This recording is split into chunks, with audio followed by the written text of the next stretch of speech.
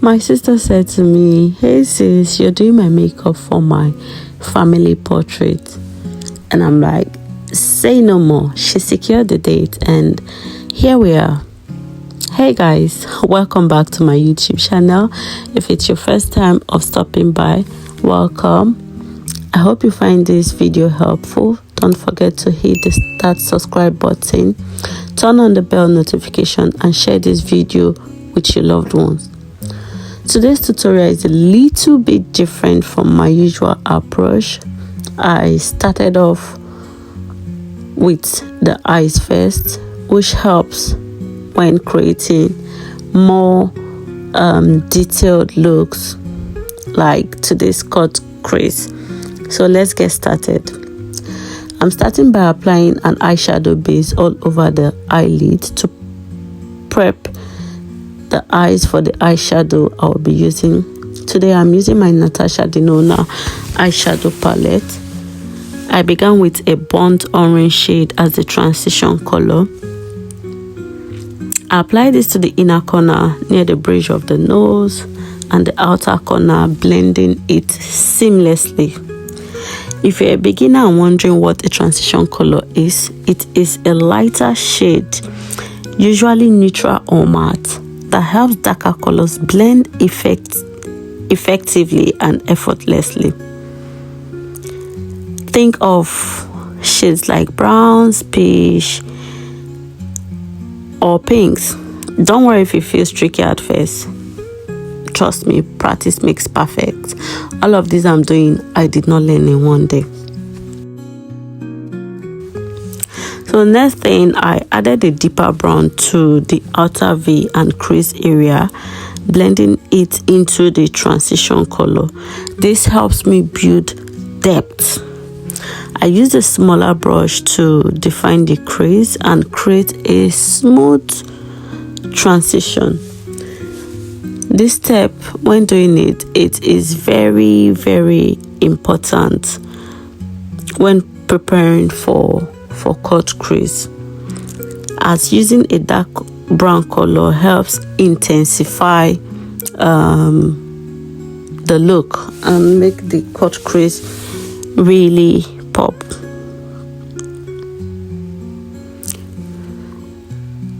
I went in with more dark browns, as you can see, to further intensify the cut crease, and I am carefully blending this to ensure a smooth gradient. Remember, placement is just as important as blending. Take your time and work with precision. Don't just apply everything haphazardly, okay? Work with precision. You can see here I also went in with the same brush I used in applying the transition color earlier to blend out all of the edges for a soft fine finish. To define the cut crease, I am using the Benign Clown White primer with a flat brush. When doing this part, it requires patience. Please do not be in a rush, because some days the cut crease come out looking panged, smashed, and all nice. Some days you're just like, but either ways, we just want to slay on both days. So don't rush.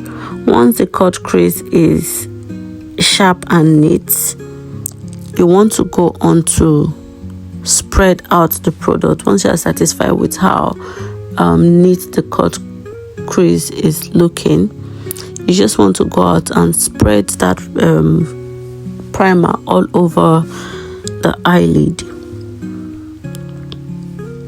So here I spread the product evenly across the eyelid to create a really smooth base, and I went in with a smaller domed precise eyeshadow brush to blend that out to create a flat base for the next eyeshadow that I will be applying.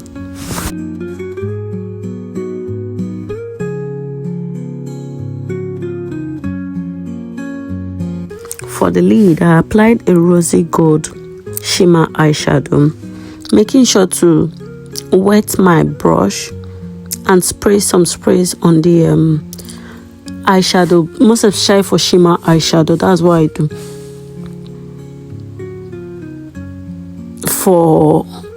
I do this just to get extra pigmentation.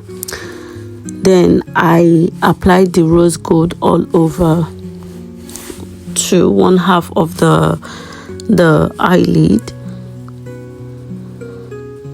and then I blended in a white shimmer eyeshadow in the inner corner of the eye into the gold to create a seamless transition. You want to blend these two colors into each other. That's how you get that snatched, slaying eyeshadow. Always blend your eyeshadows into each other.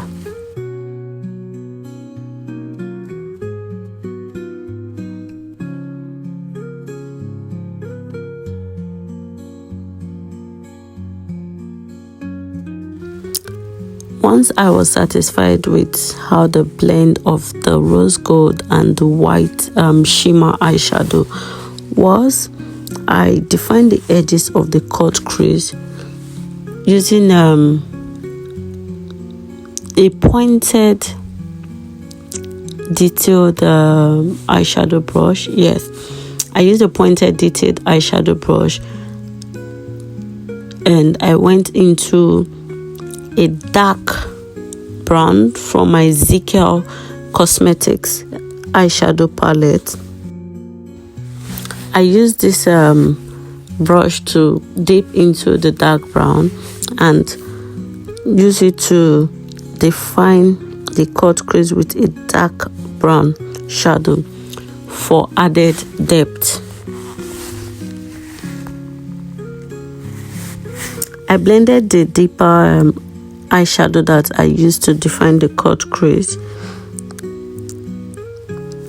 in. I did not just leave it like that, so I went in with a blending brush to just spread that out and blend it in. And I also blended the outer corner of the eyes with that same eyeshadow, a dark brown, and I smudged the eyeshadow into her waterline, making sure that it's really pretty, blended and enhanced. I also blended the deeper shade into her lower lash line for a smoky effect. Who doesn't like that? And lined her waterline with the Rimmel Scandal Eyes eyeliner. Then I went in with my Inglot gel liner for a precise wing line, and I also tight lined the waterline. Guys, wing liner is one thing that scares me a lot. Some days the thing just wants to cooperate, and other days you'd be like, hell no. But just keep trying. With practice, you'll get a hang of it, don't worry.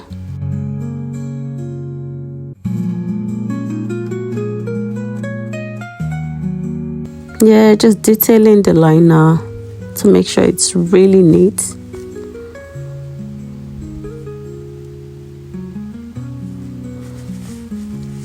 Once that was done, I moved on to the face. For the face, I started with the Rimmel Hydro Grip Primer. Perfect for hydration and moisturize her lips.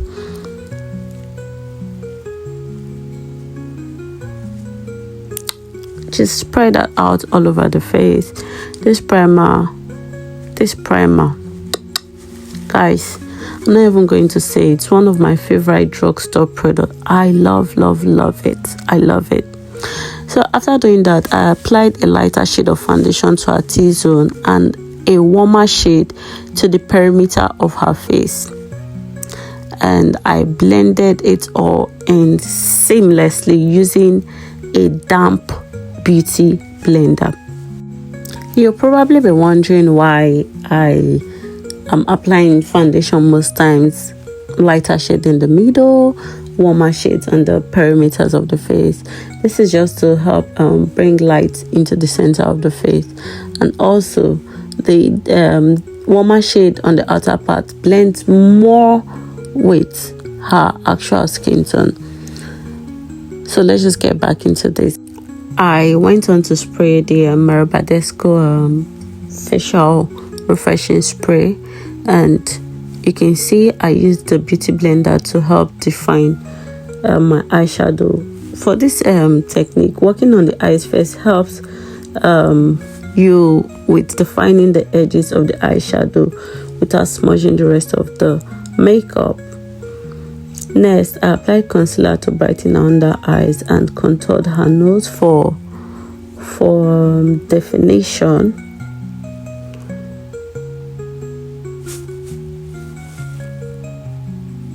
I actually did apply 2 shades of concealer, so this is just me blending out the first shade. I'm using a brush for precision. So this is the second shade of concealer I'm applying. For this look, I was actually aiming for a very bright under eye finish. And when blending your concealer, after allowing it to air dry, don't drag the product or try to spread it.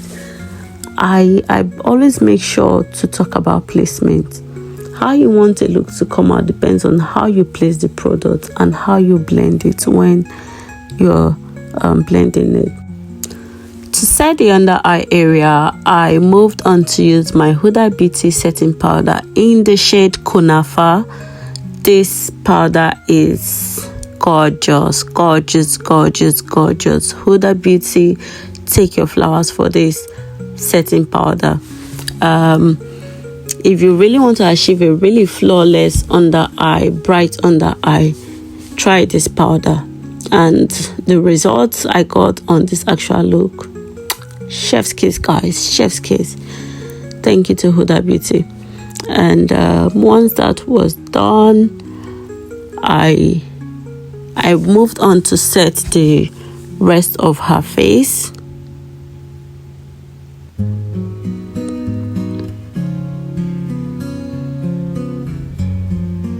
I set the rest of her face with the MAC Compact powder, the mineralized skin finish powder in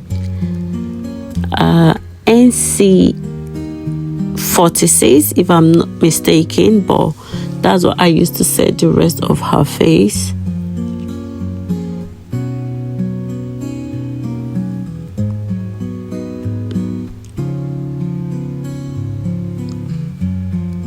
What I do when I set the rest of the face at this point is I just spread everything, blend, and I have a really fine smooth base. And once that was done, I set the brows for the brow product I'll be using later. And I went in with my go-to Morphe bronzer. You all know me with this. I've hit pan on this to contour her face.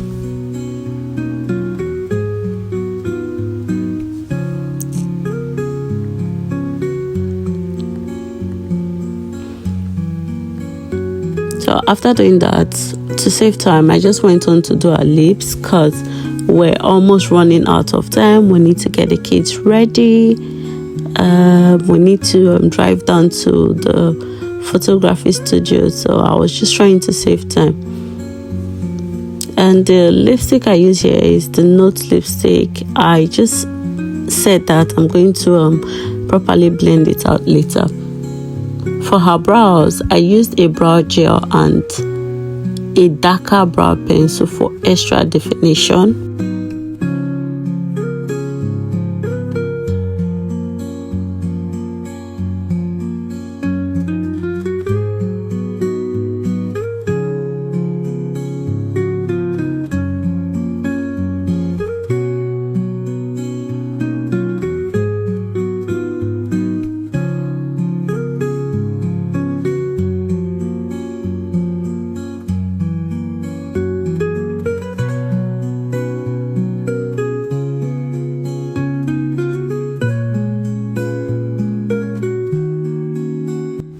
So I'm just filling out all the sparse areas.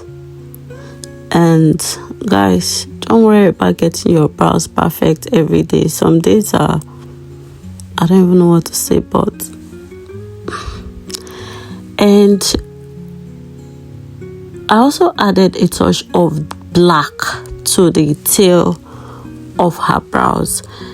I have recently been doing this technique and it really works for dark skin beauties who are looking for bold, defined brows. So you can see here, I'm just further defining the outer edges of the brows, the top and the bottom and the tail with a black gel liner to really make it detailed.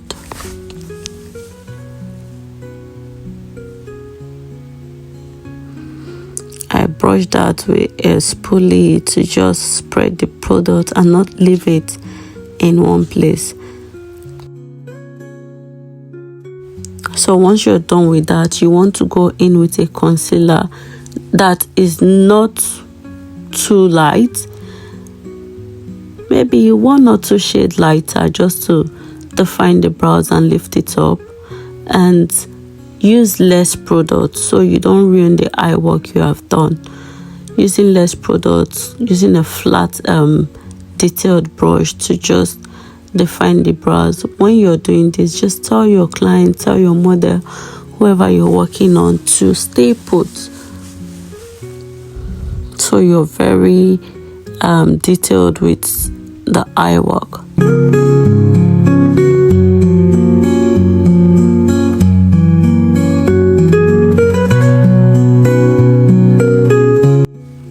I repeated these steps on both brows, and you can see here whatever was left, I also used it to define the top of the brows. I cleaned that out also. Next thing you want to do is grab a blending brush to blend that concealer out.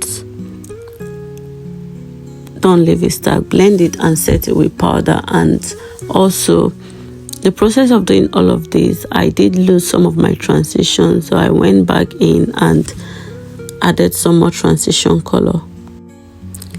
Moving on to blush, I'm using the blush from my Lady V Beauty palette. That palette is 100. I applied blush. This look, I really wanted this look to slay. I wanted this look to be banging, because it's not every time you get people who give you the freedom to do anything. You get, most times I work on clients and there's only so much I can do. So I was doing everything. You can see my sister, she's already feeling herself.